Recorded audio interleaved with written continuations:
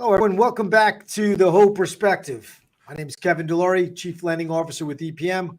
As always, joined by my good friend and my right-hand man, Kenny Phillips, Senior Vice President of Wholesale Lending.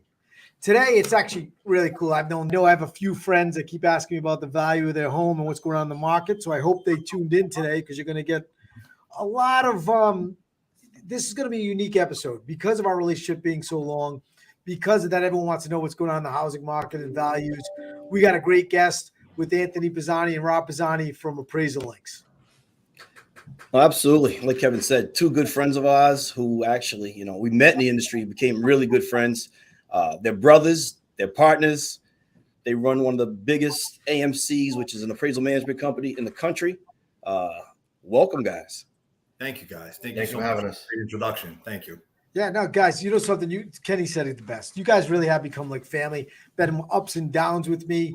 Been around together. Geez, like to say, 15 years. Yeah, easy. I remember you guys when I was heard of you guys when I just started. When actually you could hire an appraisal company and you didn't have to go through an appraisal management company. Mm-hmm. So this journey that we've been together, you guys watch me come up from an account executive now to the chief lending officer.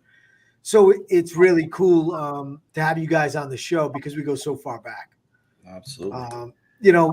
It's funny, Kenny, we always joke around and it is. So the connection for me is different because you guys there's three of you, right? Three brothers.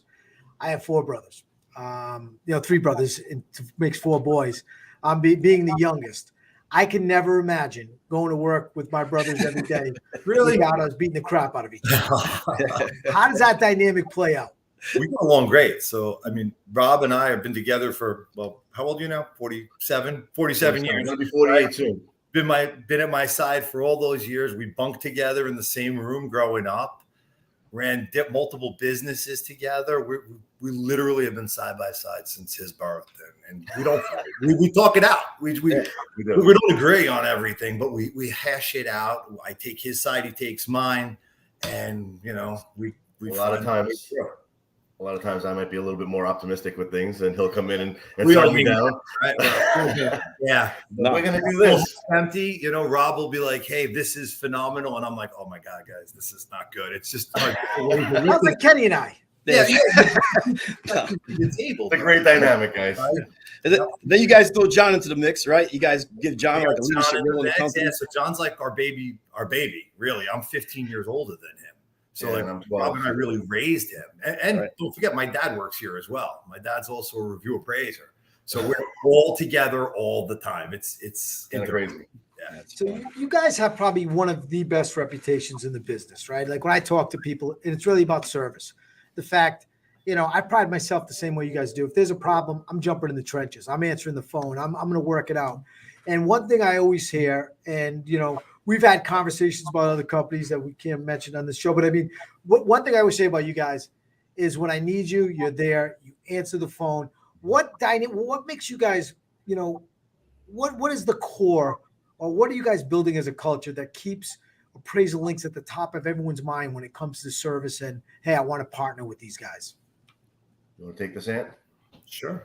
So from day one, Kev, we started with our staff, and we said at one point we've got to be able to hand this off. So we led by example. New company. Rob and I literally went from turn the lights on, turn the lights off. We did every aspect of the business. And we taught our staff very personally in the beginning, 10, 13 years ago when we first started.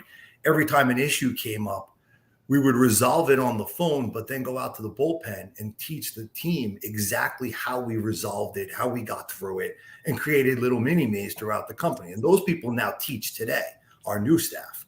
So really, it's a matter of customer service, leading by example, making you my partner. Your loan is as important to me and Rob and our staff as it is to you. Because if you're not closing those loans, we're not getting any more from you either. So we're really vetted partners with you. And we teach our staff that same way. Have an interest in the client, understand what you're doing, protect the appraiser when you need to. Be full service, take care of every aspect of that business, and it will hash its way out in the end. Not every loan's meant to close, we all know that, but we'll do everything we can on a service level to get you where you need to be. as quickly as possible. You know what's Right, cool yeah. about that? It's really about, Kenny, I think you'd agree, it's about empowering people more. And I always say to everyone, no matter what conversation I'm having, to new hires, to new clients, culture has to be a living, breathing thing that you believe in. It can't be some fancy sign you put on your wall or on your business card and then forget about it when the shit hits the fan. You now do whatever you want and you stray away from your culture. One of the things that I truly believe the reason we're so successful here at EPM is, we believe in empowering people more. That to Eddie Perez, it's not just to something he puts on a business card or he hashtags everything. It's true. I mean, he tells me, listen, you're the CEO of lending. Go get those clients. And just, if I need to put up guardrails, I do. But we lead by example in the foundation. We are the foundation of the company. We're not at the top of the pyramid. We're in the basement, and we build people up. And Kenny, I think, when I heard when there's a problem, we solve it and we teach them how to do it. It's kind of what we do, right? I mean, I think that was one of the things that kind of attracted us together, right? It was the fact that we built a relationship on business, right? Mm-hmm. We deal with a lot of AMCs, and you guys were one of the few people that, if there was an issue, right, you didn't push us off to an account executive. You knew who was calling. You'd answer the phone, answer the text. You'd dive right in, right? Well, if you're calling, you've got our cells. Almost Right. everybody does. Exactly. There's no problem handing them out. Put you in. You got a problem? Come right to us. Right. And the shocking thing is, you guys started off small, and now you're this huge AMC, but you still provide a safe service. Thank you. Appreciate that. Appreciate that. It's hard to do that, and we do everything we can to give you that personal touch. Yeah. I want my staff to bring it to that level where you feel like you're dealing with me, but then there are times where we just need to get involved, and we, just to keep the relationship and keep everybody happy. Right. I couldn't be happier with the customer base we have, the friendships that we've built. You guys are like family to me, and we'll do anything we can to help you get the job done. You know what's cool about the show? This could apply to anyone building a business. So this question is, how do you go from that small, just two guys, turn the lights on, turn the lights off, to this one of the premier, appraisal management companies in the country, and still keep that? There's just the two of us failing. Would there have to be some challenges along the way where you're like, hey, this guy doesn't fit in with what we're trying to create? So anyone that's not a business, it's a great question. So what are the challenges you guys went through from going from two guys to, this big, major appraisal management company? In bringing in staffing is one aspect. Anthony and I are big believers. You start people that you bring them in green. You bring them in somebody that doesn't know the industry, and you train them your way, and you show them literally from the ground up. Starting with basic conversations, basic calls, and just basic staffing work. And then literally there's so many different aspects of it. Like, I don't need staff to be appraisers necessarily. Some need to be, but many of them just need to be able to work their way through the appraisal and need to be able to talk to people. You need to understand a little bit of title when you're getting the questions coming in. You need to understand a little bit of just dealing with realtors and customers and homeowners. And there's so many different aspects. You want to train them from the ground up and show them how you grow this as it's almost their part of their business.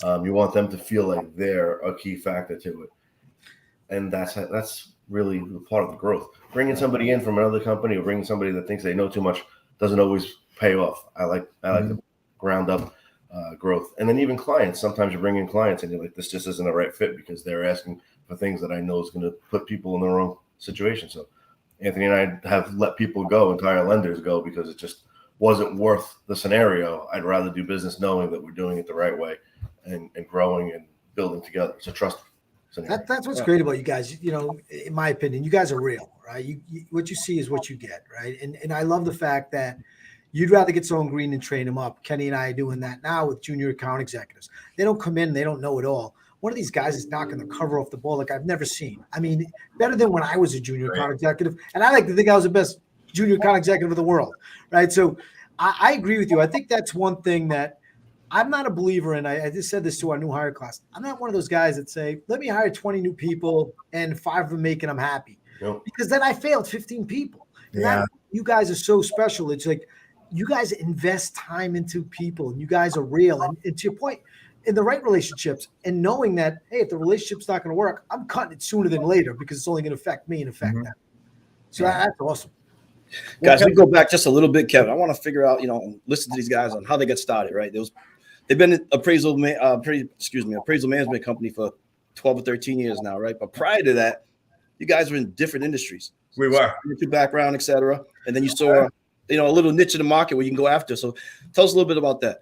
So I guess it all rolls back to I've been working forever, whether it was a paper route or about 12 years old, I started working in a pet store in our local town in Staten Island, in New York. And Rob and I had always loved fish, reptiles, pets. So we both said, hey, one day we want to own a pet store. That's what we want. We were both we were kids. We were children. He's 9 years old. I'm 12. So I worked there like 5 or 6 years. And come around 19 years old, I become a stockbroker. I get my Series 7 license. It's 1920. I'm working on Wall Street. He's right behind me. He graduates high school, starts college. He starts in part-time. We're working together now for years doing this. And we get to, I guess, about 1997. We've put enough money aside. We're getting a pet store. That's what we want. We create our own pet store in Staten Island, roll through that. We find out that it's a whole lot of work and not a whole lot of money. Or at least the balance isn't there. You can never not work enough but you're just never going to make big money. So it really didn't work out. We roll back to the stock market. Fast forward to 2001, tech crash, 9/11 happens, market's falling apart. Rob leaves first, and at that point, I think you rolled out. You can take it. So at that point, when I first left, it was early 2001, right? Before 9/11, and I started working in a small retail brokerage shop just to get my feet wet in the real estate. And to age myself a little bit, when I was younger, I said there's 3 things in the world that are going to make money other than the pet store, which I wanted to do. I said real estate, Wall Street, and medicine. It's like I just played my hand at Wall Street.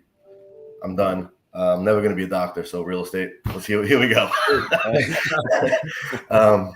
So I started working, learning how to do loans. And while I was there, I started taking a real liking to appraisals. Just for some reason, it was calling to me. And at that time, right around the same time, I actually met my future wife, who her brother happened to be an appraiser in Massachusetts. And I was talking to him, picking his brain. And I said to him at one point, I said, hey, why don't you just show me how to do this business? I'm not looking for you to feed me work. I'll bring in all my own work. This is before you had to go through an AMC. You can go get your own work. I said, just show me. Let me learn how to do this business. And at the same time, Anthony was transitioning out of Wall Street, and he'll tell you his story, how he ran into somebody too. But it just kind of was a transition that worked. And we both kind of came to the same decision together, which is really odd. Yeah. And the rest is history. And I'll let you tell your story from there. He's now doing this, and he's talking to his future brother-in-law, setting himself up to do an appraisal apprentice. I go get a haircut one day. I'm not even working, sitting there thinking, what am I going to do? I sit down. The guy next to me is a former customer of our pet store, a very big customer. He happens to have a small loan brokerage firm. And he's like, why don't you become an appraiser? And I'm like, it's funny. My brother's looking into that right now. And he's like, well, I'll be your first client. And he was. He actually was. It was my first client I brought on. And we just basically grew our personal businesses together over the years. And then 2008 comes along, or 2009 comes along, and HVCC's on the table. And I remember Rob calling me saying, I don't know how we're going to do this, but we're going to be an AMC. And I'm like, all right, listen, we're kind of dinosaurs. Neither of us have any clue about technology. This is all going to be online. I have no idea. That's Kevin and I. We're going to figure it out. And he was right. We did. We figured it out. We got the tech. We're like, hey, where do we license? Well, there was no licensing, so it was score for us at that point. Where do we get insurance? Well, the actuaries hadn't written the policies yet. It wasn't for years later that you could even insure that way. And, we were very lucky to get in on the ground floor. A little bit of luck, a little bit of insight, I guess his prodding and saying, hey, we're going to do this. And we did. We grew it. And the funny or the crazy part about it is Appraisal Links has grown without a sales department. We have never had a sales rep. And that goes back to what we were talking about before. We get involved. Our staff gets involved. We set that in our culture. And that's why we like to bring in everybody who knows nothing. When they come in to get hired, we tell them you're going to learn real estate. You're going to learn appraising. You're going to learn a little bit about real estate law. You're going to learn some title. You're going to have to be well-rounded over the next 18 months when we really put you out there to run on a team. And at that point, you're going to know a little bit about everything. So you can talk with with an education behind you when you're speaking to our clients, and you're going to really be able to help them. And that's the culture we've built. Don't hide, get on that phone, figure it out. And that's, we did it by example. That's how we did it in the beginning. And now that's how they're doing it for us today. Well, we're lucky enough that Rob married into a Massachusetts family, so we get to see him when he comes out. The other day, I know that Rob becomes more than just, you get these relationships with someone, you always talk, and sometimes you get these clients, you get these appraisal management companies. I want to take you to dinner. I want to do this. I want to wow you. And I'm like, listen, you guys are like family. I got to buy you dinner. Like, yeah. I don't want to meet with you because there's certain guys I do. I'm like, oh, well, if I'm going to meet with you, you please buy me dinner because maybe I don't like him as a person, right? So, but when you find somebody like that, it's more than that. It's a partnership, and I think we're fortunate enough that Rob, you talked about it earlier. Every place I have gone, the first call is usually appraisal links. I need them on there because I need a partner that I can trust. I could turn. We're lucky enough that we actually narrowed it down. We have 3 really good, we have Appraisal Nation does a good job for us. You guys, you do an amazing job. I mean, we have these good partnerships that we limit. We're not one of these companies that want to have 15 different appraisal management companies.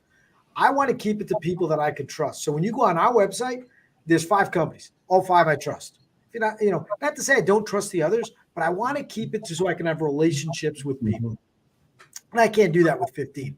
But that's always the first call Kenny and I make is Ray DaCosta comes in the office, every company we've been to, how do we get appraisal links on? I'm like, all right, let's get the package out. Let's do it. Well, Kevin, it's our sales force. It's those brokers.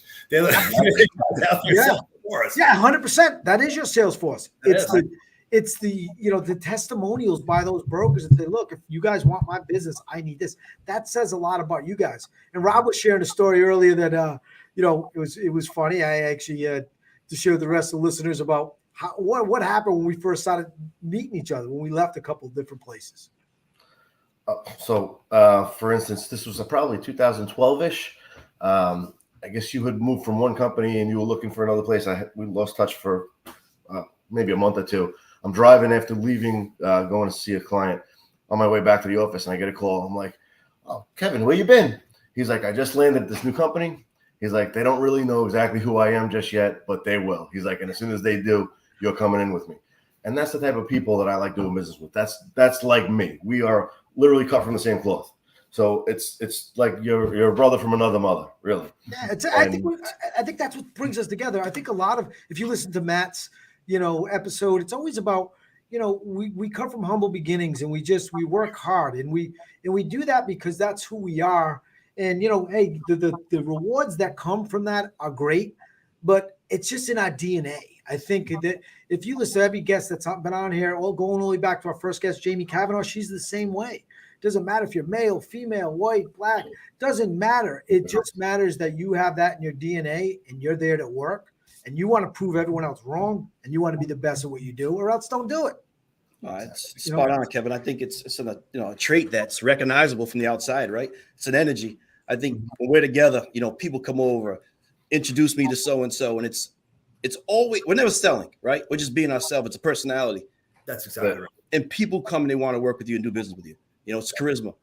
Yes. It's the it factor. You guys get it. And if I tell you what it is, you don't get it. So anyone listening saying, they're probably writing down saying, I don't know it. I wonder what it means. I can't tell you what it is. I can't teach it to you. You just have to have it. Right. Correct.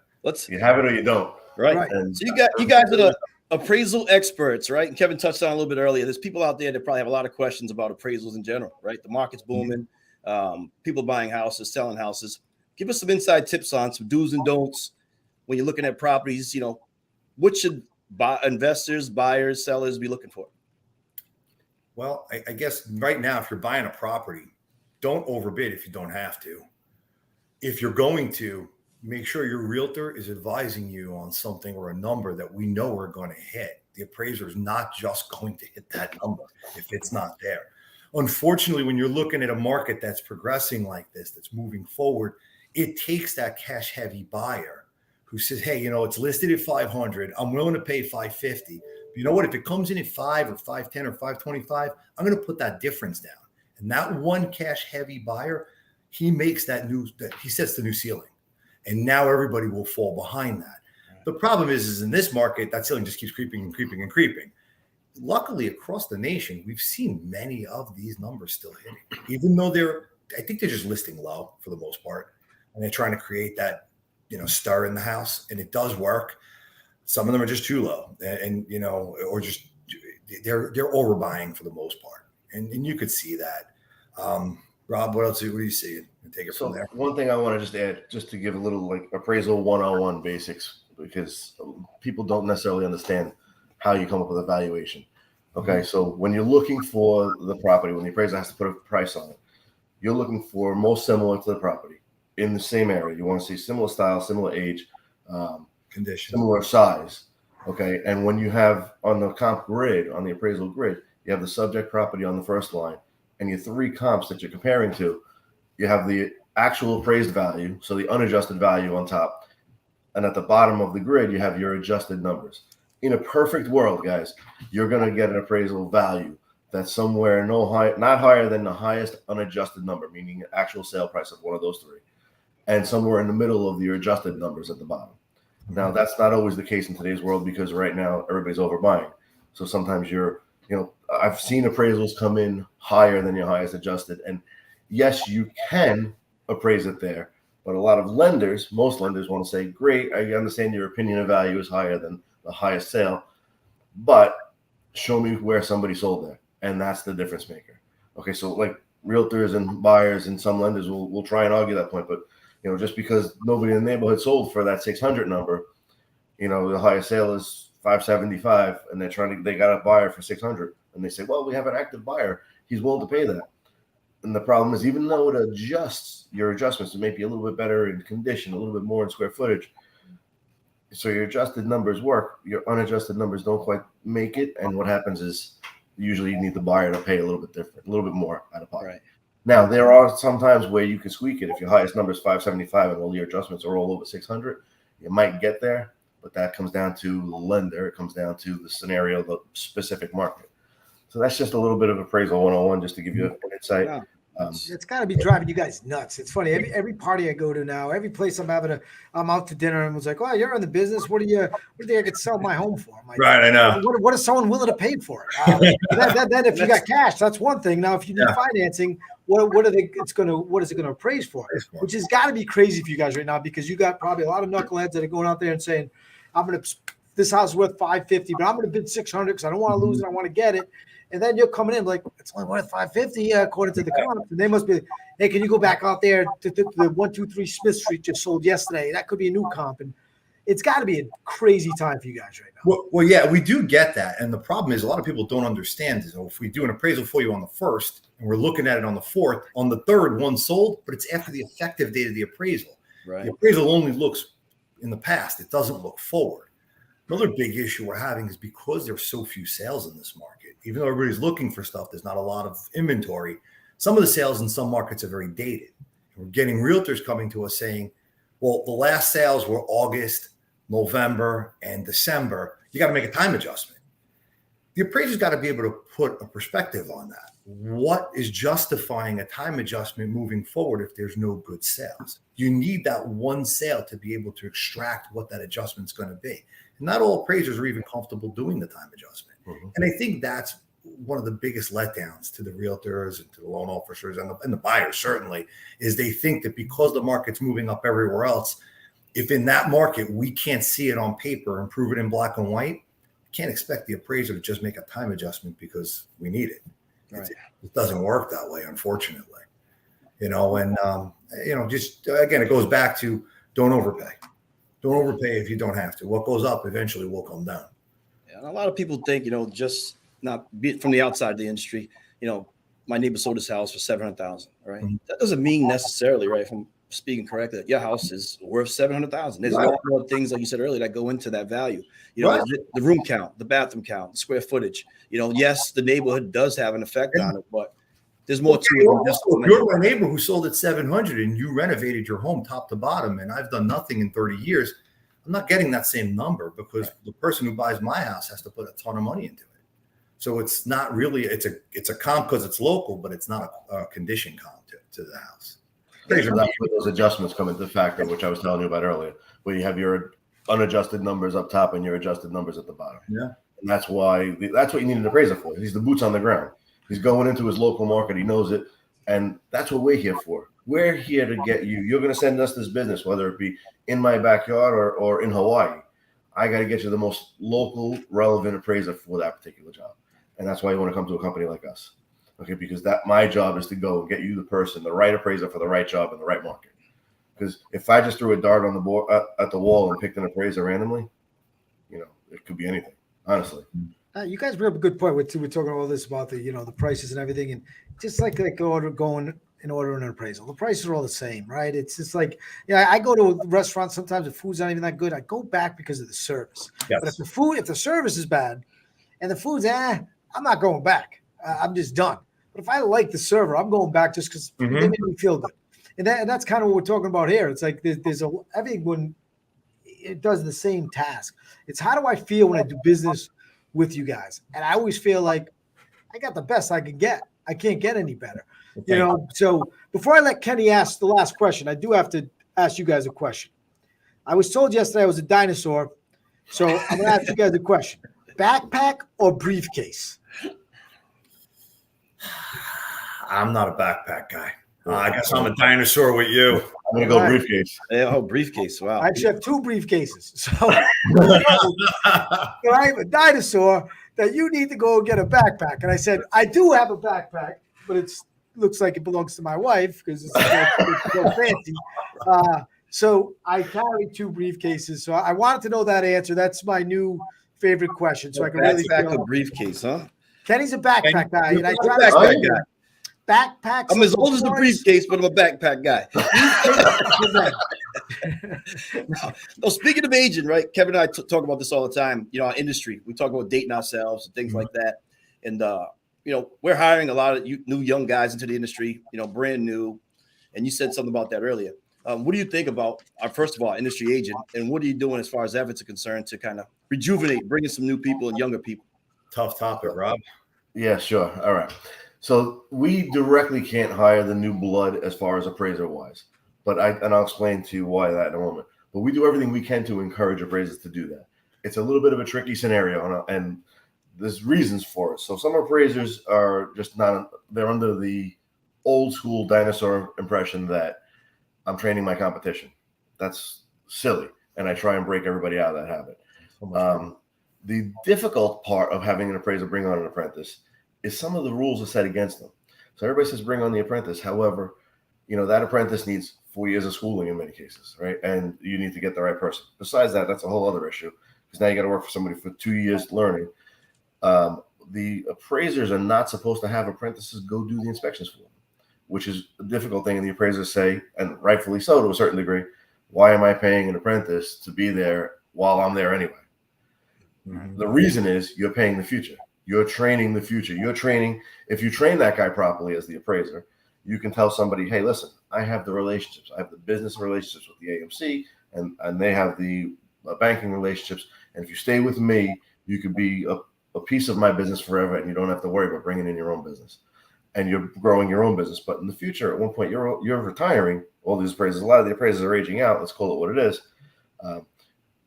They need to have new blood in the industry. And I push every one of my appraisers, bring on as many apprentices as you can. Some listen, some don't. But I will go down swinging every time, telling everybody, you need to be bringing in as much new blood as you can. I think you're allowed 3 apprentices per state that you're licensed in. And I strongly, strongly, strongly recommend every appraiser bring in those 3 apprentices. And the way you would do it is you bring on one. And yes, it slows you down a little bit, until they get going. But once they get going, then you bring in number 2. And that person helps you train that person. And then once that person's going, you bring in number 3. And by the time number 3 is getting going, that first appraiser is probably close to being an appraiser, realistically, because it takes time to get them operational and make them effective. But if that's the way it worked, you'd have plenty of appraisers in the industry. Like part of the issue, this crunch that happened that we witnessed over the last 2 years was there's only so many appraisers. And when interest rates are down at 2%, and every lender is throwing, appraisals at a small pocket of appraisers, they can't honestly keep up. It's not possible to keep up with the work. That's why everything was a month out, where it should never be. It should never be more than 10 days, realistically.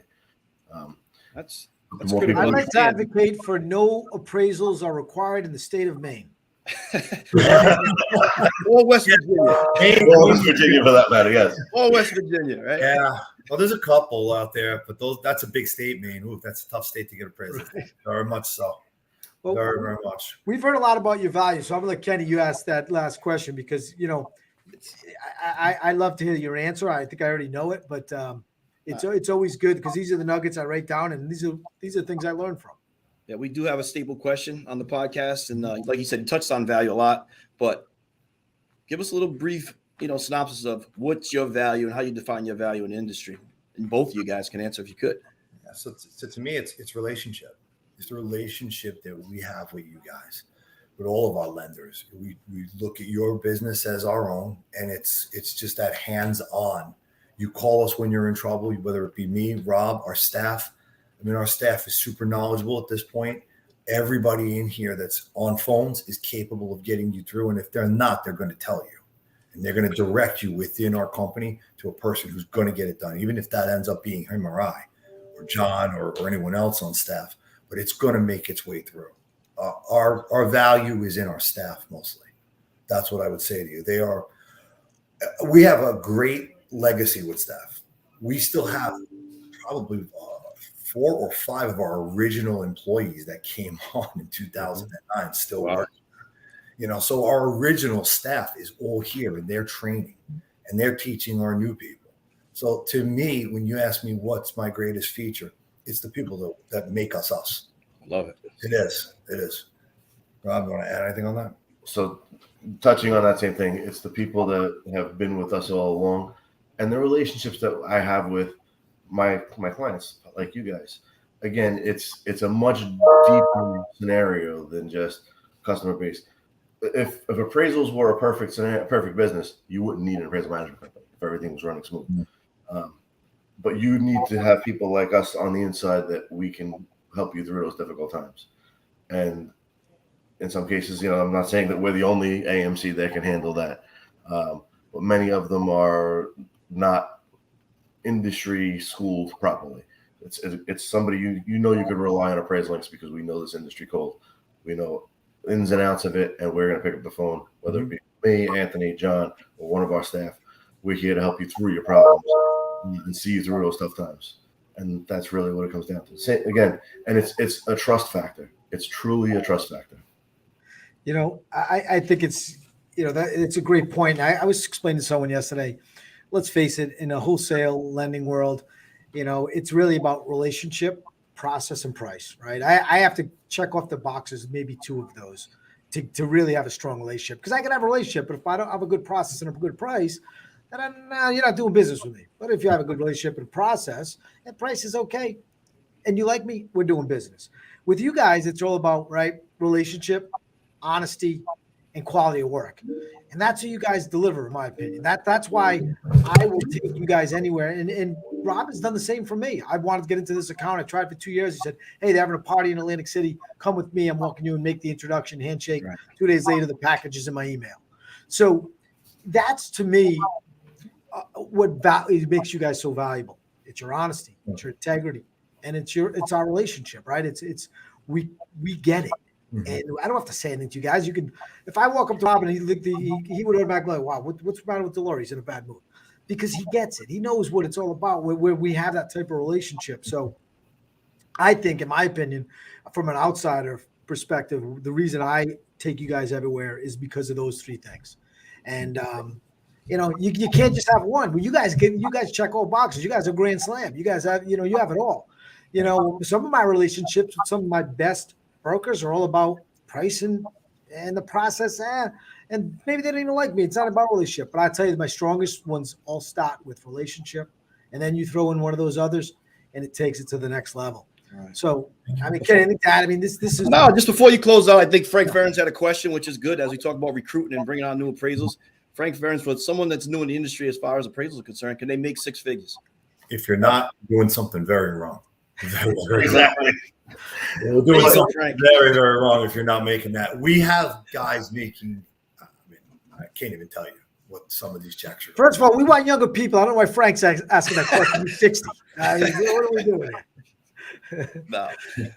Yeah, you can make a lot of money. One caveat to that: can they make six figures? The first 2 years of training.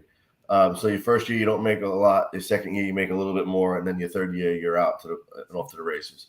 So by year 3 you're making money. But like anything else, you don't. Where are you going to make money in year 1? Most people are not making money. Yeah, but I think as an apprentice, you may not hit there. But when you're an appraiser, if you're doing quality, you're responsive. That's the biggest thing. That's what we ask from an appraiser. Like, I can't tell you what to appraise at. I need you to respond. Mm-hmm. I need you to update me so I can update my lender.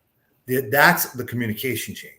So you get a guy who's brand new. He's communicating. He's giving us quality that we don't have to send back 12 times for revisions. And I'm okay with a new guy who we've got to kind of coach and teach and explain what we're looking for, put all the commentary in there that we want. But you give me a guy like that, and I will give you a guy who's making well in six figures in year one. Well, that's and I mean, I think we could think back on people in the last couple of years who've just gotten licensed that are killing it right now. Right? It's because of that. They're super people. They're super up to date. They're updating us is what I need. So I can update you. Look, the worst thing I could do is ghost you, right? If I tell you we had a due date of the 10th, we're into a problem, it's not coming in until the 15th. You're going to live with that. But when the 10th comes and I say, hey, oh, I don't know, we can't get an answer, that's where the problem is. So for me, I need guys in the field who are giving us the same respect we want to be able to give to our lenders. Bad news, a dish best served hot, I always say, right? Yes. Just keep me informed and let me know what's going on. I'm okay. Yeah. Let me tell you what's wrong. This is what it is. This is what to expect. Be realistic. And we try to do that all the time. Well, guys, thank you so much for being here today. You guys are awesome. You guys know how I feel about you guys. You guys, you just get it. And we were excited to have you guys, especially as the first appraisal management company. And just give a different perspective. We're all in this just to add the whole perspective. We want to hear from everyone, right? It's funny. Kenny Frank just asked a question. We better get him on the list over there. Talk about an interesting character. We got to get him on the show. But it's just great for you guys to share the secrets. What we started this call off with. This whole thing is about making everyone better, making every single person better. We all want. You guys want every appraisal management company to do well. I want every wholesale lender to do well.